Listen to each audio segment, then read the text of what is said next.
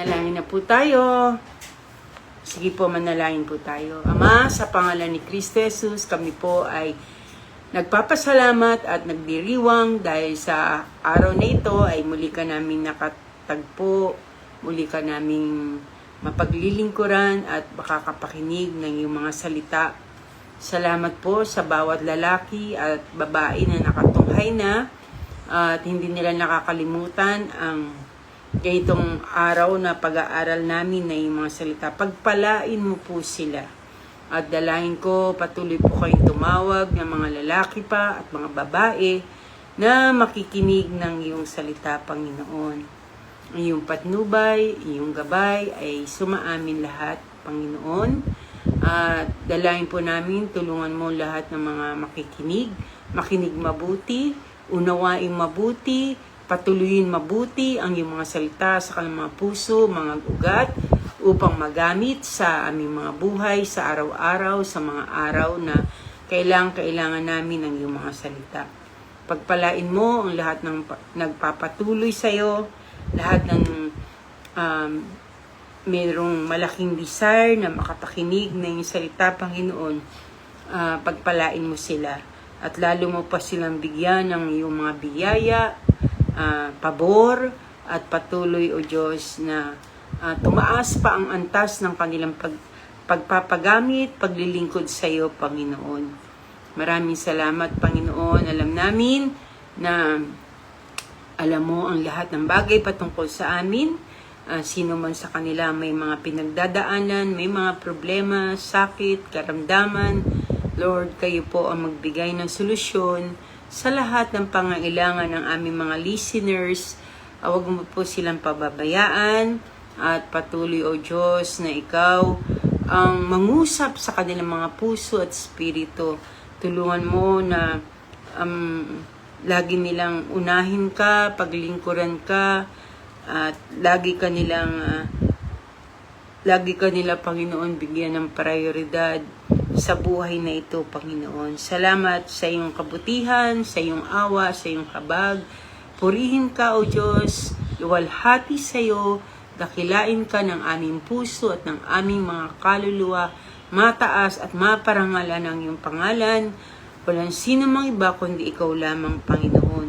Sa iyo ang lahat ng ito at patuloy po kami na magpapatuloy sa pagsunod at paglilingkod sa iyo lamang, O Diyos. Sa pangalan ni Kristo Jesus, ito po ang aming panalangin.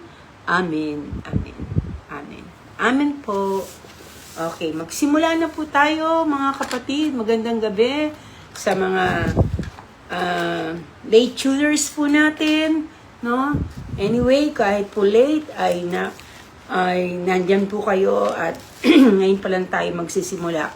Okay, part 3 na po tayo ngayon ng ating pag-aaral.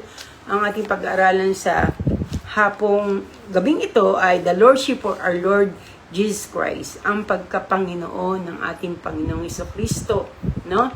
So, last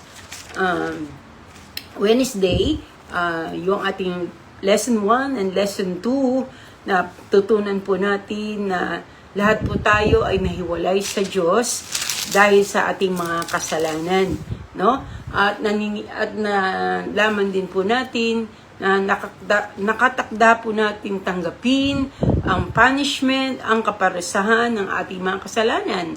Dahil sabi po sa Roma 3:23, ang lahat ay nagkasala nga at hindi nakaabot sa kalwatian ng Diyos. At dahil dito, tayo po ay tatanggap ng kaparusahan. Sabi po sa Roma 6:23, ang kabayaran ng kasalanan ay kamatayan, no? Okay, datapwat ang kaloob ng walang bayad ng Diyos ay buhay na walang hanggan kay Kristo Jesus na ating Panginoon. So, nagkaroon po ng problema at ang problemang malaking ito, na malaking problema ng tao, ay hindi natin kayang iligtas ang ating mga sarili. Yan po yung pinag-aralan natin last Wednesday. We cannot save ourselves, no? Hindi natin kayang iligtas ang ating mga sarili, hindi tayo pwedeng iligtas ng ating mga magulang, kahit ng ating mga pastor, hindi nila tayo maliligtas o sino man tao, kundi isa lamang ang pwedeng magligtas sa atin. no? Siya na walang kasalanan, siya na inalay ang kanyang buhay para sa ating lahat, no? So, siya ang tumubos, siya ang nag-solve, nagbigay ng solusyon sa ating mga problema.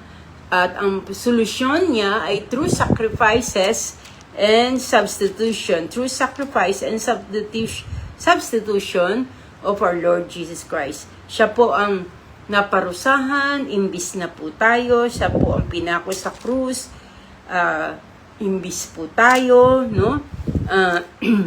Alang-alang sa Kanya, tayo po ay tayo pong mga makasalanang ito ay itinubos niya, no? Sabi nga sa 2 Corinthians 5:21, 2 Corinthians 5:21, hindi siya nagkasala, ngunit alang-alang sa atin siya'y itinuring na makasalanan, no? Ang tinutukoy po dito na siya ay walang iba kundi ang ating Panginoong Hesukristo. Sabi sa Galatia 3, talatang 13, sabi po doon, tinubos ni Jesus tayo sa sumpa ng kasalanan. Ang bawat isa sa atin ay tinubos ng ating Panginoong Hesukristo.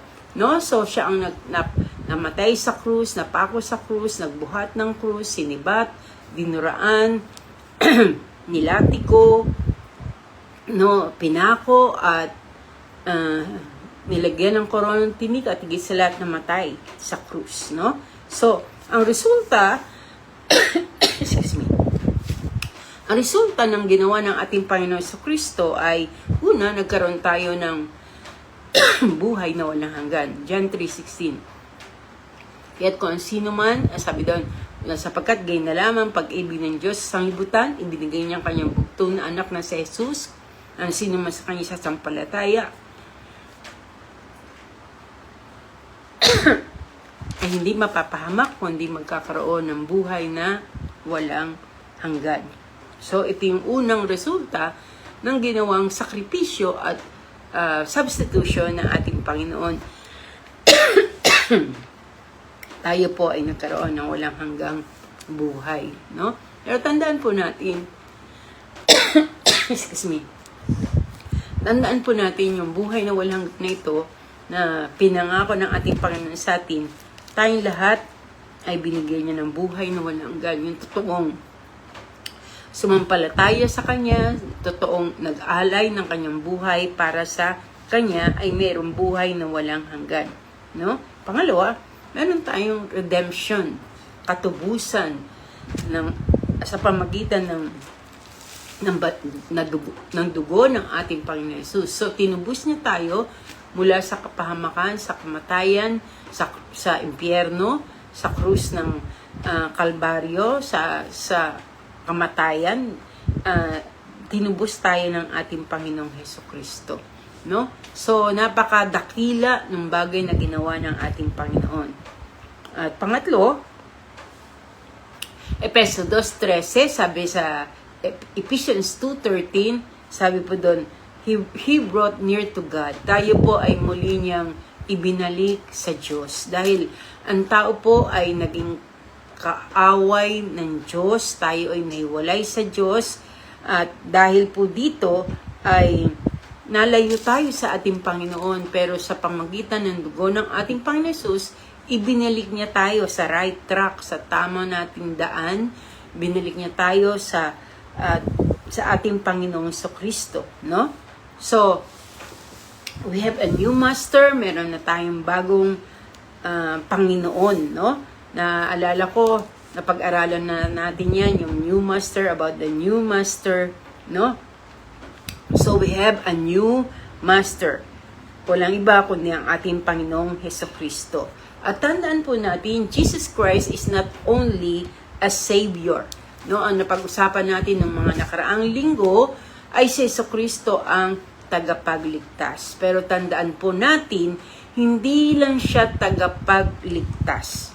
He is not only a Savior, but He is also our Lord. Hindi lang siya tagapagligtas natin, kundi siya rin po ang ating Panginoon, no? Hindi lang siya ang daan ng kaligtasan, no? Dahil sinabi niya, I am the way, John 14 verse 6, the truth, and the life. No man cometh unto the Father, but by me. Para makapasok tayo sa langit, kailangan natin si Jesus Christ, no? Siya ang ticket, He's the only way to the Father. Walang anumang daan, walang sino man ang makakaparoon sa Ama kundi sa pamamagitan ko, sabi ng Panginoong Jesus. So, siya ang the way, the truth, and the life. He's the only way to the Father. Sino? Walang iba kundi ang ating Panginoong Hesukristo. So, He is our Savior, and He is not only our Savior, but He is our Lord. No? So, pag sinabing new master, meron ka ng bagong Panginoon. Meron ka ng bagong amo. No? Meron ka ng bagong boss. Hindi na ikaw ang dapat mag-decide ng mangyayari sa buhay mo, dahil meron ka ng Lord, meron ka ng Panginoon na siya na ang magde-decide ng ating mga buhay. Hindi siya magiging new master o master ng ating buhay kung hindi siya ang nasusunod sa buhay natin. So, tandaan po nating lahat, kung si Jesus ang iyong Panginoon, siya ang namumuno sa iyong buhay. Hindi na ang sarili mo, hindi ang ibang tao, hindi ang ang mga pinaniniwalaan mo na takbo ng mga stars o ng mga bituin, kundi higit sa lahat ang desisyon natin, nagde-decide tayo sa buhay na ito nakasama natin ang ating Panginoong Hesukristo dahil He is our new Master. So, Jesus Christ is both Savior and Lord, no?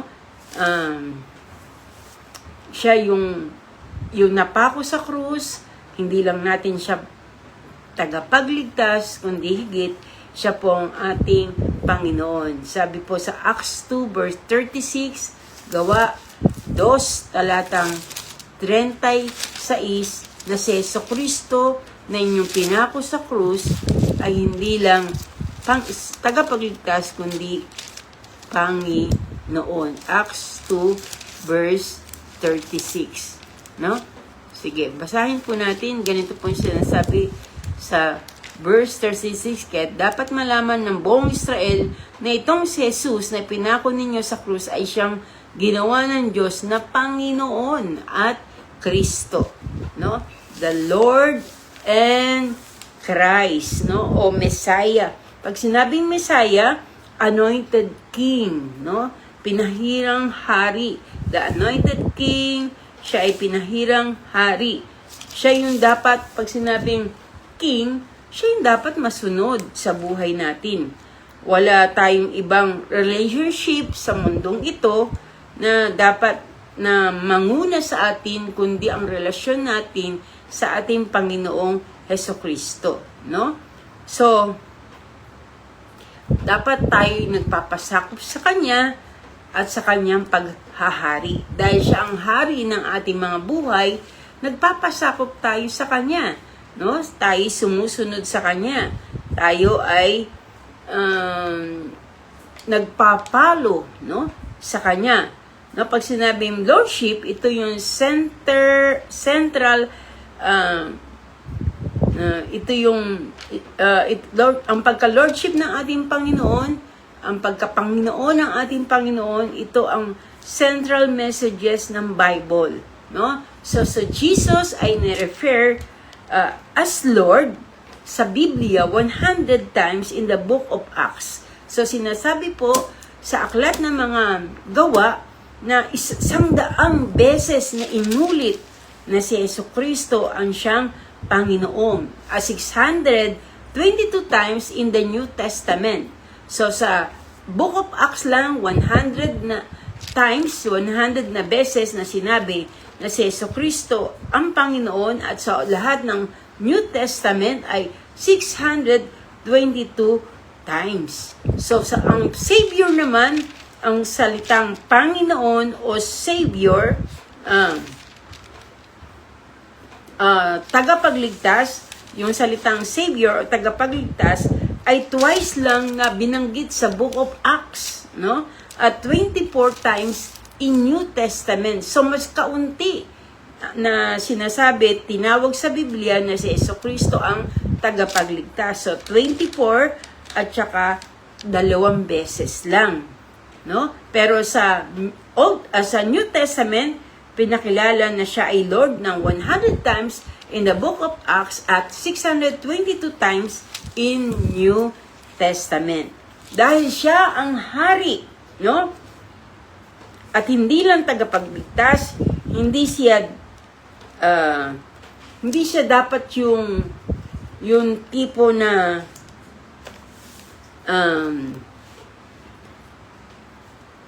para po bang nalilimutan na lang natin siya ng panahon, ng oras, ng pagbibigay, no? Napakaliit ng panahon na binibigay natin sa buhay natin para sa Kanya, no? Hindi dapat sana ganito. But He is the Lord of our life. Siya ang Panginoon ng ating buhay. Siya ang ating Messiah, ang ating reigning King. Siya ang hari ng ating mga buhay, the anointed King, no? So, hindi lang kaunting panahon dapat ang nilalagak natin sa Kanya o tira-tirang panahon, tira-tirang paglilingkod, no? Minsan, mula Lunes hanggang Sabado, nagtatrabaho po ang iba sa inyo, no? Nagtatrabaho sa inyong mga trabaho, negosyo, pero pagdating ng linggo, inip na inip po kayo pagka merong gawain ng linggo. Hindi po tama yun. But when you say that Jesus Christ is your Lord, dapat may panahon po kayo sa Kanya. At hindi lang natin siya nililimusan ng panahon, ng pagkakataon, ng oras, kundi ibigay po natin sa Kanya ang lahat ng bagay na nasa atin. Jesus will pwedeng gawin ni Jesus na hingin sa atin ang lahat ng bagay, no? Ang lahat ng bagay sa atin, hihingi niya yung panahon natin, yung oras natin, yung buhay natin. Everything about us, gusto ng Diyos na hingin sa atin. At wala tayong dapat na ikontra doon kung hingin man niya ang lahat ng bagay patungkol sa atin dahil lahat naman ng yan ay galing din mismo sa Kanya, no? So, kaya nga, dapat po bumaon sa isip natin, matanim sa ating isipan, na hindi lang siya tagapagligtas ng ating buhay, kundi siya ay ating Panginoon, Boss, Amo, no? Siya yung napakataas, siya ay mataas sa lahat, higit sa lahat. Siya yung pinakamataas na relasyon na dapat angkinin natin lahat dito sa balat ng lupa, no? Dahil pag sinabing Lord, ibig sabihin niyan Master, no? The one who makes decision sa yung lahat na desisyon, sa kanya lahat, sa kanya yung last say, sa kanya lahat yung desisyon, no? Hindi dapat na bago mo sa kanya isangguni ang mga desisyon mo sa buhay ay nakapag-desisyon ka na. No. Hindi mo siya Panginoon pagka ganun ang ginagawa mo na nauna ka ng desisyon at pina-aprobahan mo na lang sa Kanya. No? So, mali po ang bagay na yon, no? Kundi, ang tama po ay pagkatiwala mo sa Kanya ang lahat ng bagay. Panginoon, pinagkakatiwala ko lahat ng bagay sa buhay ko. Panginoon, hindi ko alam kung saan ako dapat mag-apply na trabaho, pero pinagkakatiwala ko sa iyo, no? Sapagkat siya, alam niya lahat ng bagay, no? He knows everything. Kaya nga tinawag siyang omniscient God. He knows everything. Kaya alam niya kung mapapahamak tayo, alam niya kung hindi magiging maganda ang mangyayari sa atin sa ganung kumpanya, no? Pero pagkatiwala natin sa Kanya ang lahat ng bagay, no?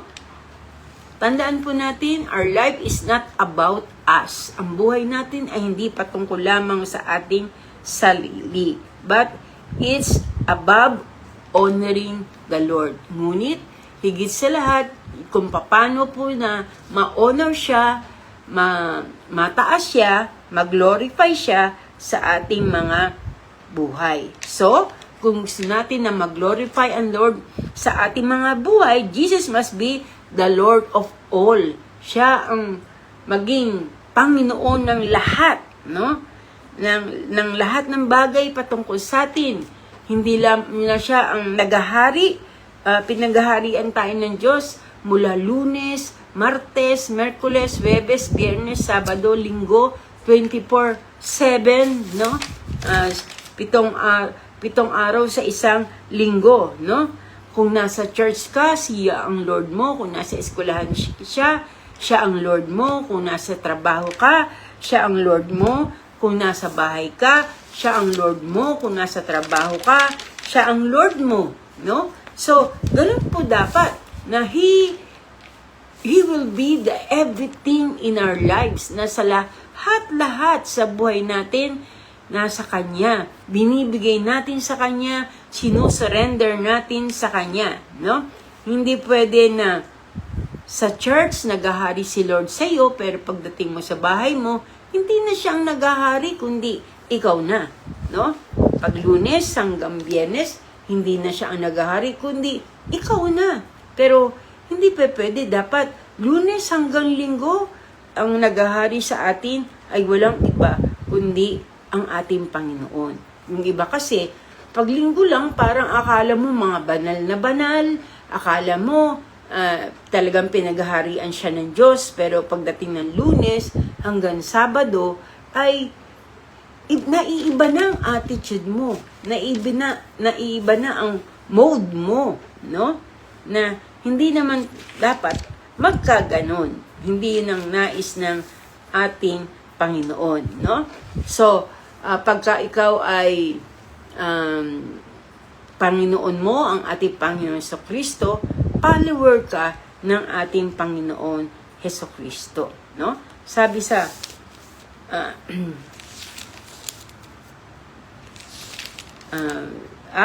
Romans 10 verse 9, sabi diyan, 10 verse 9, kung papahayag na yung bibig na si Jesus ay Panginoon at buong puso kang sasampalataya na siya binuhay na muli ang Diyos, ay maliligtas ka.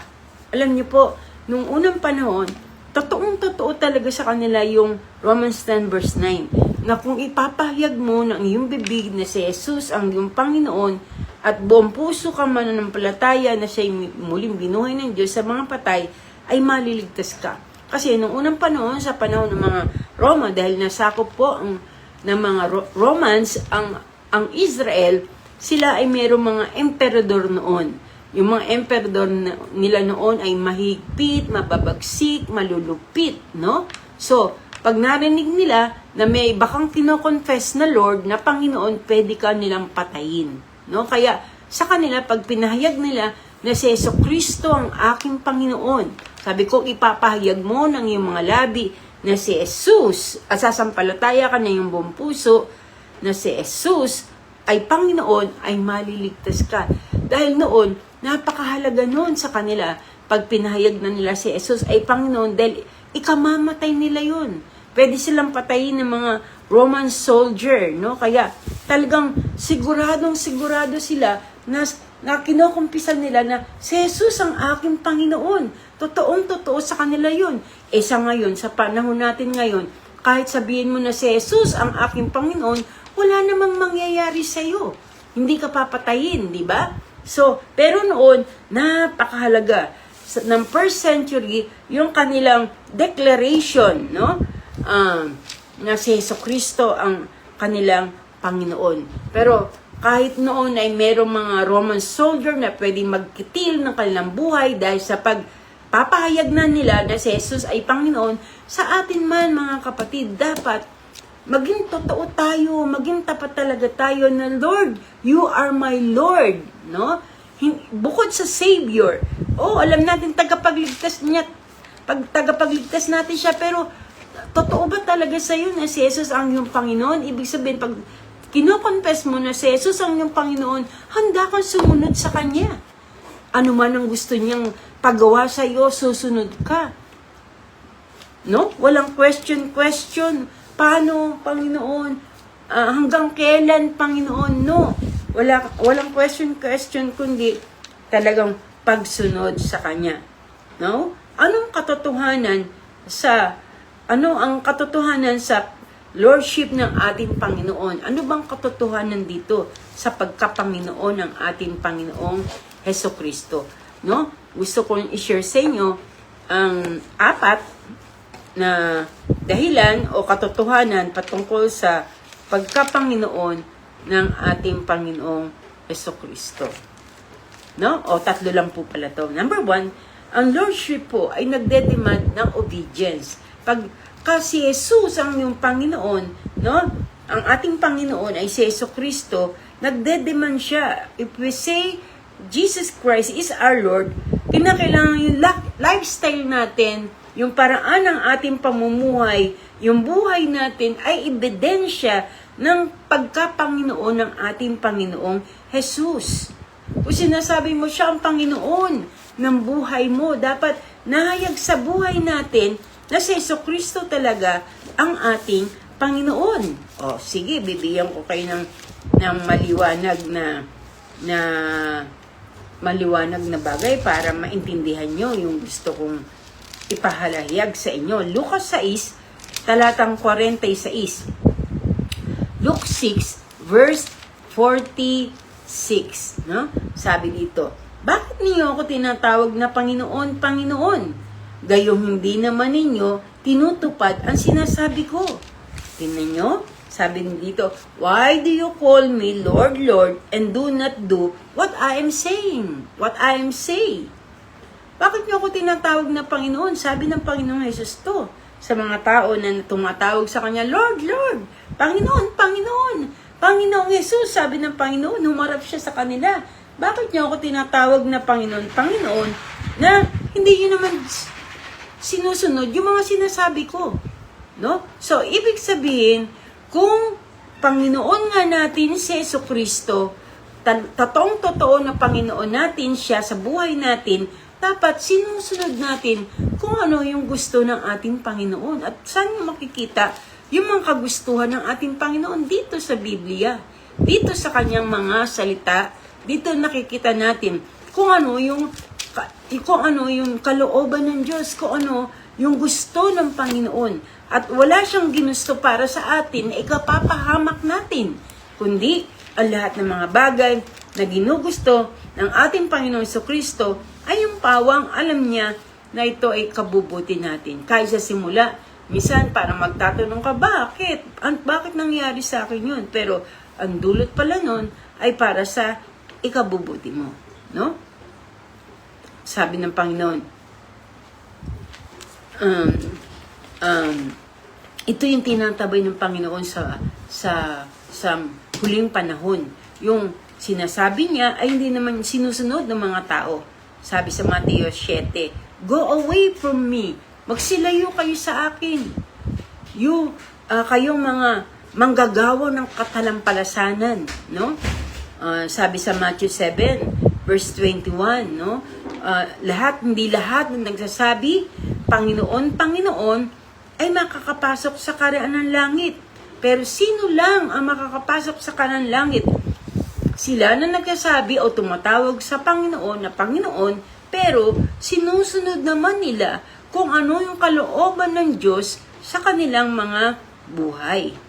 No? So, kung tumatawag ka kay Jesus na Panginoon, tinatawag mo siyang Panginoon, pero para lang siyang Diyos-Diyosan, para lang siyang laruan, para lang siyang genie, para lang siyang si Santa Claus, no? Na susunod ka lang sa Kanya pag pinagpapala ka, pero pag wala ng pagpapala, ayaw mo na sumunod sa Kanya, tinatamad ka na, no? No? Kundi ang sabi ng Panginoon, hindi lahat na nagsasabi sa akin, Panginoon, Panginoon, ay papasok sa langit, kundi yun lamang gumaganap ng kalooban ng aking Ama na nasa langit. So, tandaan po natin yan. If Jesus Christ is your Lord, you will obey His commands. No? Sabi nga sa John 14 verse 15, if you love me, you will obey my commandments. Kung mahal niyo ako, tutuparin niyo ang aking mga utos. Ito ang patotoo na si Jesucristo talaga ang ating Panginoon. So, pangalawa, Lordship begins in the heart. Yung pagka-Panginoon ng ating Panginoon Jesus, dapat nagsisimula to sa puso. No? Sa puso, sa ating espiritu. No? Dapat ito ay genuine. No? Na totoong-totoo talaga. Totoong-totoo talaga na nagpapasaw ka sa Diyos. Totoong-totoo talaga na sumusunod ka sa kanyang mga kalooban, sa kanyang mga plano, sa kanyang mga salita. So, nagsisimula ang lahat dito sa puso. No? At kung nagsisimula sa puso, susunod yung panlabas. No? Kung ano ang laman ng puso natin, yun ang i-act natin. Yun ang lalabas sa bibig natin. Yun ang ating ikikilos. No? So, dapat nagsisimula yun sa puso. Pag maayos ang puso, no, mapagkumbaba ang puso, puspos at punong-puno ng pagdanasa na makasunod talaga sa kalooban ng Diyos, hahayag yan sa ating mga buhay. No? Hindi ka na kayang pilitin pa ng mga tao. Oy, sumunod ka nga sa Diyos. No? Hindi ka napipilitin kasi kusa mo nang ginagawa eh.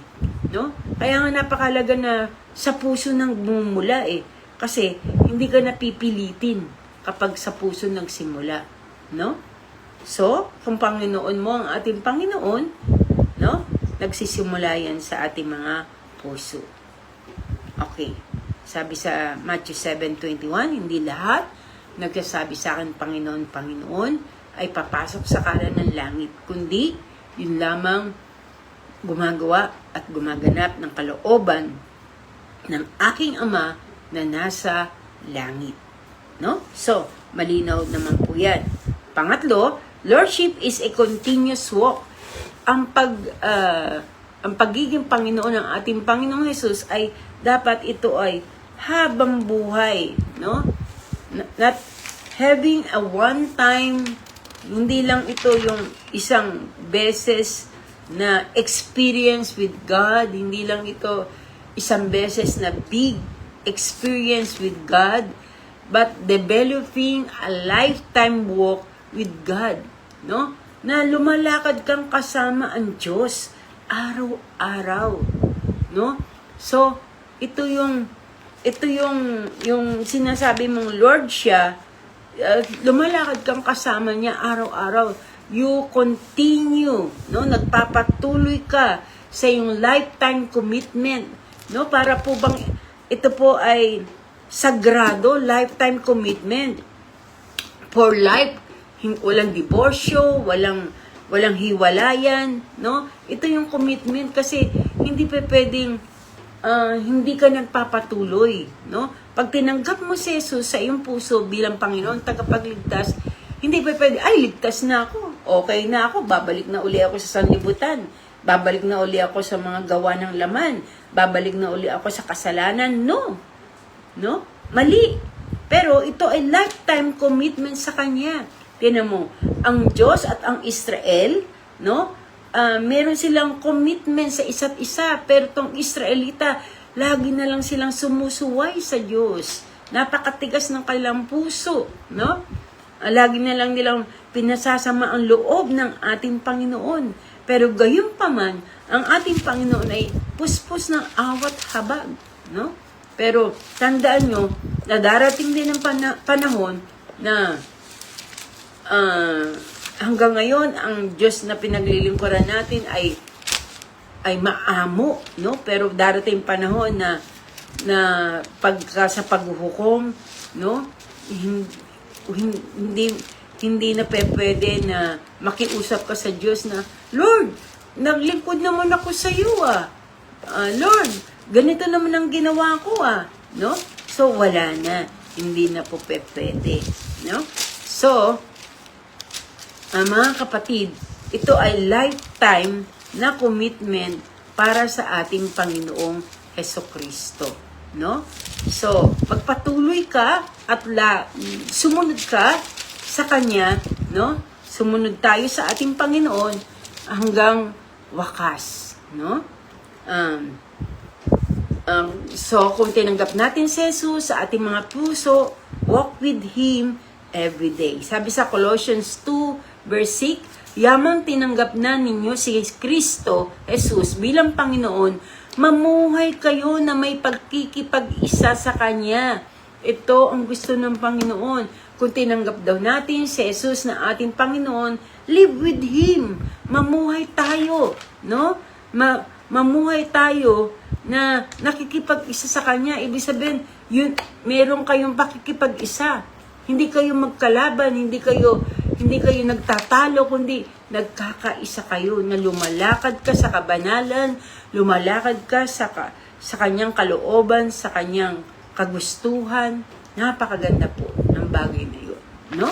So, tandaan po natin yan. Kung tayo po ay na kay Kristo, tayo po ay tinanggap natin siya as our Lord, mananatili tayo sa Kanya, mananatili tayong lumalakad na kasama siya. So, meron lang po tayong dapat na itanong sa ating mga sarili. Tapos na po yung ating maikling exhortation, no? Ito lang po ang gusto kong iwan sa inyo. Itanong niyo po ito sa ating mga sarili, pag-aralan po natin, pagbulay-bulayin po natin ang salita ng Diyos o yung ating aralin sa gabing ito. Okay, so number 1, una po natin dapat pagbulay-bulayan, may mga area ba sa buhay natin na hindi pa natin nasasubmit sa ating Panginoon? Oo, siya ay Panginoon ng buhay mo, pero ang ilang bahagi ng buhay mo, hindi pa siya ang Panginoon. No? So, kinakailangan, alam po natin yan, lahat ba ng area ng buhay mo ay pinagpapasakop mo sa Kanya? Siya ba ang nasusunod sa bawat area ng buhay mo? No? Sa pag-aaral mo, sa pagtatrabaho mo, sa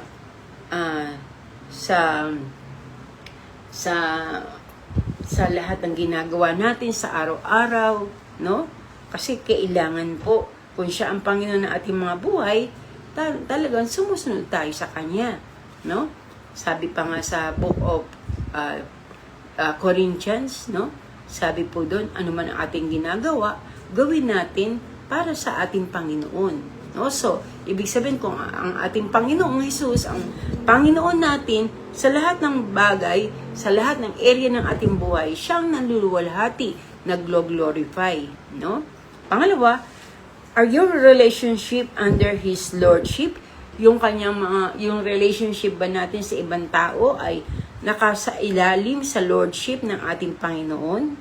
Pinangungunahan ba ng Panginoon? Yung relasyon mo sa iba, relasyon mo sa magulang mo, maayos ba ang relasyon mo sa magulang mo, sa kapatid mo, sa asawa mo, sa girlfriend mo, maayos ba? Sa boyfriend mo, maayos ba? Kasi kung si Jesus ang Panginoon ng ating buhay, tangay yung relasyon natin para sa iba. Magiging maayos din dapat ang relasyon natin para sa ating kapwa. Kung si Jesus ang Panginoon talaga natin, no? Hindi yung away kayo ng away, hindi kayo nagkakasundo. Paano mo masasabi na sa area ng buhay mo na yan ay siya pa rin ang Panginoon kung lagi may kaguluhan, kung lagi may awayan, no? So, pag-isipan po natin. Pangatlo, sa bagay na pinansyal, no? Are your finances under His Lordship? Maging sa mga bagay na pinansyal, no? Paano ginagamit ang pera? Kalugod-lugod ba sa Diyos na paraan ng paggamit mo ng pera? O pag nagkapera ka, bili dito, bili doon, no? Hindi mo na nabibigyan ng Panginoon kasi inuuna mong bilhin yung mga bagay na hindi naman mahalaga, no? So, dapat siya rin yung Lord ng iyong finances. Pang-apat, yung ating oras. Nasasagmit ba natin sa Lordship ng ating Panginoon yung ating oras? No? Alam nyo, lahat ng tao binigyan ng Diyos ng 24 hours a day. Pantay-pantay tayo dyan. Walang lumalamang dyan. May pinag-aralan o wala. May mayaman o mahirap. No? o lalaki o babae, lahat tayo pantay-pantay na meron 24 hours. Ano ginagamit natin? Nahayag ba na si Jesus ay Panginoon ng buhay natin sa ating mga oras? No? Nagbibigay ba tayo ng panahon para sa pagbabasa ng Biblia? Nagbibigay ba tayo ng panahon sa pag-aaral ng salita ng Diyos? Nagbibigay ba tayo ng panahon sa pananalangin, sa pag-share sa mga tao? No? O, alam natin yan kung paano natin ginagastos yung panahon natin, yung oras natin na binibigay ng Diyos. Lahat tayo, haharap tayo sa hukuman ng Diyos. No? At nawa, makapasa tayo sa lahat ng mga pagsusulit na ibibigay ng ating Panginoon sa atin. No? So, if Jesus Christ is your Lord, mas makikita yan sa lahat ng bahagi ng ating mga buhay. At kung hindi, handa naman tayong patawarin ng Diyos kung tayo po ay hihingi ng tawad sa Kanya. Handa tayong bigyan ng pagkakataon ng Diyos na magsisi, magbago. Kailan tayo magbabago? Huwag tayo mag-procrastinate, no? O yung magsabi, bukas na lang.